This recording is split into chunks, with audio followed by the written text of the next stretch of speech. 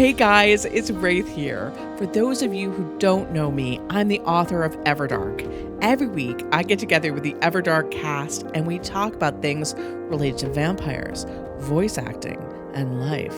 Sometimes I ask them questions, but sometimes they ask me questions. And by the way, we want to hear your answers to those same questions in the comments.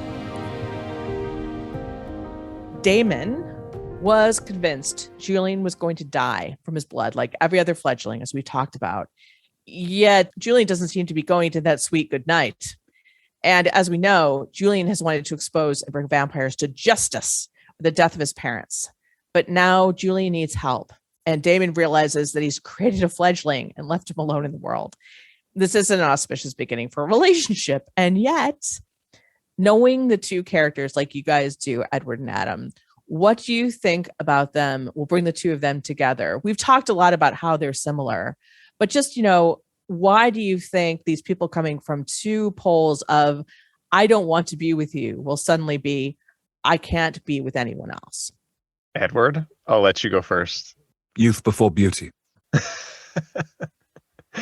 Well, I think that, I mentioned a lot of this already, but I think that while they seem to be almost diametrically opposed characters in a lot of ways, especially in their motivations, like you just talked about, I actually think that in so many ways, they're quite similar. They're both very, they've both been hurt. They're pretty damaged characters in some ways that are seeking to be completed, I think, in some ways. They're also very determined. I think that is kind of the thing that draws them together. I think in some ways they're both looking for a bit of a challenge. A character as powerful as Daemon, I think, needs that challenge. And Julian represents that a little bit, as far as humans go, I think, or as far as fledglings go. Not only just how stubborn and passionate he is, but also the background of his feelings towards vampires. I think I don't know, I think he sees it as a bit of a challenge. He's probably a little bit bored by the people that he surrounds himself with typically. And for Julian, I think he can't help but be drawn to Daemon because of that power he has, everything he represents. And not to overly psychoanalyze things, but I don't doubt that the loss of both of your parents, the loss of a male parental figure in your life, somebody who is powerful and all-knowing and a bit controlling, I think there might be something there. There might be something there that's drawing Julian to Daemon. He's a very good daddy. I think he is a very good father figure, right? I mean, right.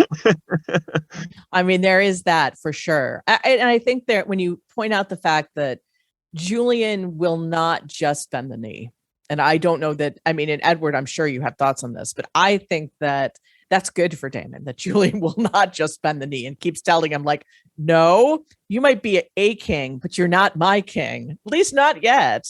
Absolutely. And I think there's a delight in that.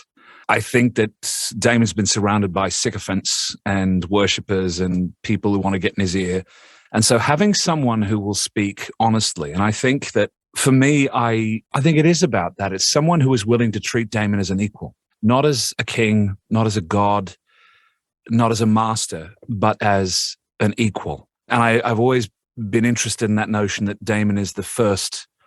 What is it? He's the first among equals.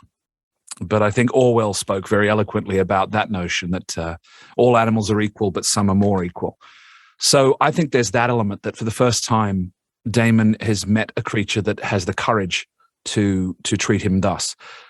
I think also for both of them are drawn together by loss and fear of loss. Julian's loss of his family and his fear of losing Christian, but also against that, his curiosity, his willingness, his courage to go into dark, forbidden places and to try to turn over the stones that you really perhaps shouldn't look under. So his curiosity and delight in what is in the dark.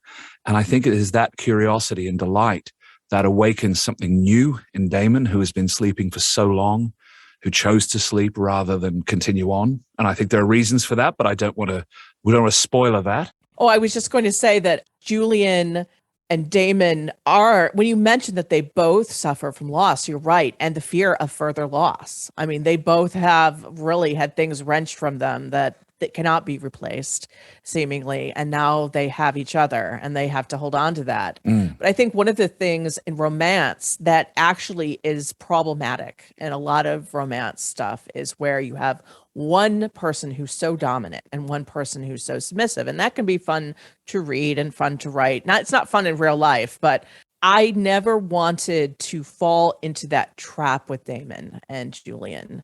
I wanted Julian to be, I guess, to hold his own. That was really important to me. And it was important to me that Daemon showed respect to Julian for holding his own and could learn a little something from him, even if it's not putting things in the toilet and flushing them down, which was. But why not? Why not? Because they're Balthazar's things. That's right. And it would upset him. And that will be fun. But I do think there is that delight the two of them share, and that they are also both, I get the sense that they're both troublemakers, and the sense that they make things happen by, they're leaders. They're at the forefront of saying, what will happen if I flush this down the toilet? As opposed to stopping for a moment and going, maybe I shouldn't. It's the can I not should I, which is the James Kirk element. Absolutely. Absolutely. I hoped you liked this behind the scenes discussion with the cast and crew of the Everdark podcast. If you want to join the conversation, come to YouTube and tell us what you think in the comments. And just so you know, I'm not the only one reading the comments. The entire cast is too, and they're very eager and excited to hear from you. If you are already listening on YouTube, be sure to like and subscribe to get notified when the next episode of Everdark comes out.